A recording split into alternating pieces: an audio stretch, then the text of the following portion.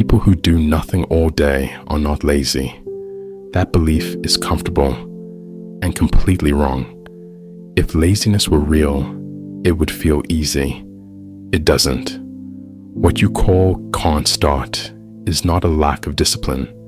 It's a psychological shutdown, and most people misread it because the truth is unsettling. This is not about character, not about willpower, not about motivation. It's not trauma talk. It's not a self-esteem language, and it's not a moral failure. Those explanations exist to protect your ego. They give the brain a simple villain, but the mechanism behind inaction has nothing to do with wanting less. It has to do with perceiving too much. The brain does not avoid work. It avoids threat, not physical danger, psychological threat. When a task activates, fear of evaluation, loss of control, identity exposure, anticipated failure, internal judgment, the nervous system doesn't debate. It freezes. This is not conscious. The person is not choosing rest. They are in a low-grade threat response. Action requires a sense of safety and control. Without that, the brain conserves energy. Stillness becomes protection. Inaction becomes strategy. Not a smart one, but a real one. Here's where power is lost. Most people respond by pushing harder. They shame themselves. They force urgency. They add pressure. The brain reads this as confirmation. Yes, this is dangerous.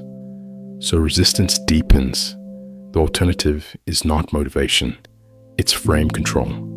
Power shifts when the task is no longer framed as a test, a verdict, a reflection of worth, but as neutral movement. The brain moves when it doesn't feel watcher, especially by itself. Effective people don't feel more drive. They hold a different internal position. They are not asking, can I do this well? They are asking, can this exist without meaning? They detach identity from action. They remove outcome from self-image. They stop negotiating with fear. This is not confidence. It's psychological distance. The task stops being a mirror. It becomes an object, and objects are easy to move. So if someone does nothing all day, the question is not, why are they lazy? The real question is quieter and more uncomfortable. What does starting threaten to expose? Avoidance is not rest. It is protection. Avoidance doesn't feel peaceful. It feels tense, heavy, and strangely exhausting. That's because it isn't rest. It's protection. When people avoid tasks, they're not choosing comfort. They're responding to perceived threat. The brain doesn't categorize danger only as physical harm. It treats emotional exposure, loss of control, and potential judgment as risks.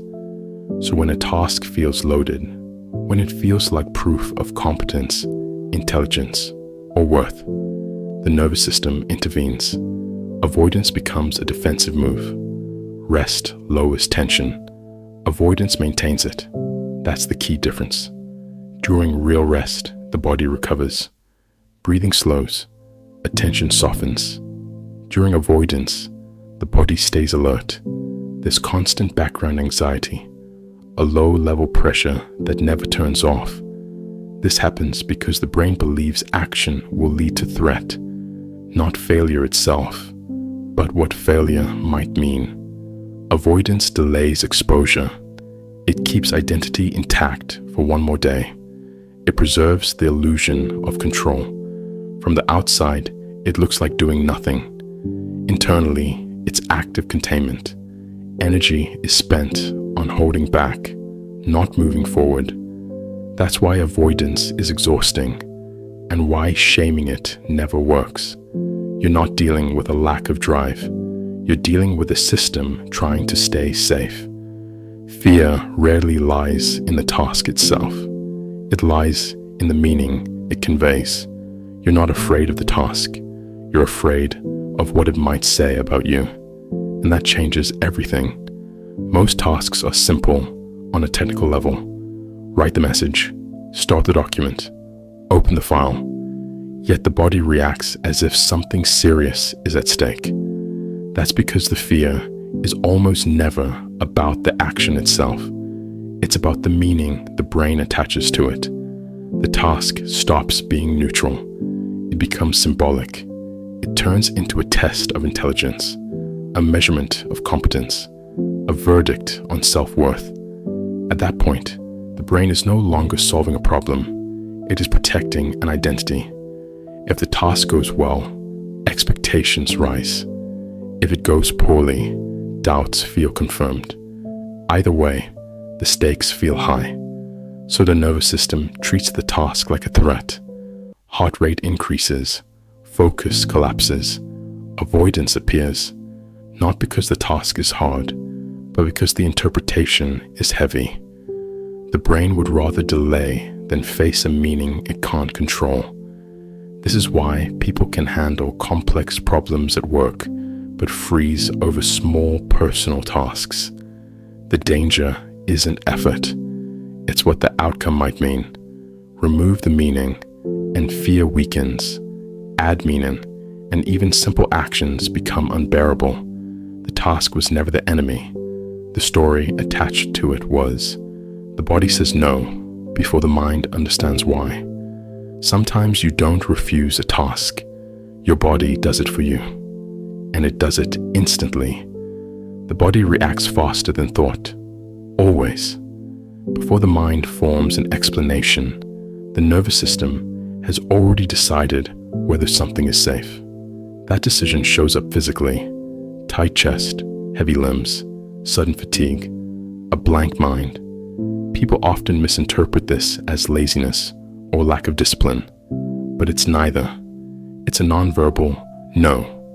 The body is not responding to the task itself. It's responding to what the task represents: past pressure, previous failure, loss of control, anticipated judgment. The body stores these associations quietly, so when a similar situation appears, it reacts automatically. No analysis, no debate. By the time the mind asks, "Why can't I start?" the body is already in a protective state. This creates confusion. The person feels blocked, but can't explain why. They try to force action logically. They push harder. That only increases tension, because the body doesn't respond to arguments. It responds to safety cues. Until the nervous system feels less threatened, clarity won't return, energy won't rise, movement won't happen. This is why reasoning alone often fails. The resistance is not mental at first, it's physiological. The mind looks for reasons later.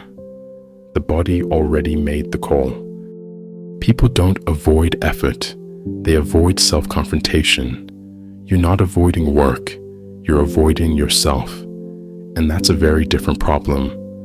Most people believe inaction comes from laziness, but effort isn't the enemy. The real issue lies inside. Tasks are mirrors. They reflect competence, weakness, priorities, and values. Even small tasks can confront us with uncomfortable truths. The moment you sit down to start, the brain asks, "What does this reveal about me?" And suddenly, the task is no longer neutral. It's a challenge to identity. Completing it might expose flaws. Failing it might confirm doubts. Postponing it feels safer. Avoidance isn't a refusal to work. It's a defense against self-judgment, against the anxiety of seeing oneself clearly. The nervous system prioritizes safety over achievement. So you feel heavy. So your focus disperses. So you stop before you begin.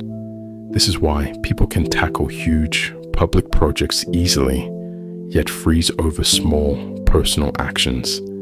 The resistance isn't about energy, it's about confrontation. Facing the task means facing yourself. Until the internal lens softens, until the meaning of failure or exposure loses its weight, movement will be stored. Effort isn't blocked. The self is. Nothing feels safer than doing nothing. Doing nothing feels safe. Too safe to move, too safe to try. Because inaction is a shield, not a choice. The brain loves predictability. It calculates risk constantly, even when the threat is imaginary. When a task appears, it doesn't only see work. It sees potential judgment, failure, and exposure. Doing something carries consequences. Doing nothing does not. Inaction becomes a refuge, a quiet corner where the mind can pretend control exists, where mistakes can't happen, where identity isn't questioned. The paradox is that doing nothing feels restful, but the body remains tense, alert, suspicious. This tension is low-grade, persistent, invisible, but it consumes energy. The nervous system treats the world outside and inside as unsafe. Every small task becomes a battleground. Every decision feels like a trap. Choosing inaction is a survival tactic, not for laziness, but for protection. The brain prefers the illusion of safety over the uncertainty of action. Movement is delayed until threat perception diminishes. From the outside, it looks like laziness or apathy. From the inside, it's a calculated pause, a silent guard against exposure. Nothing is ever safer than doing nothing, because doing nothing avoids meaning, responsibility, and risk. And the brain will fight to preserve that safety long before logic intervenes.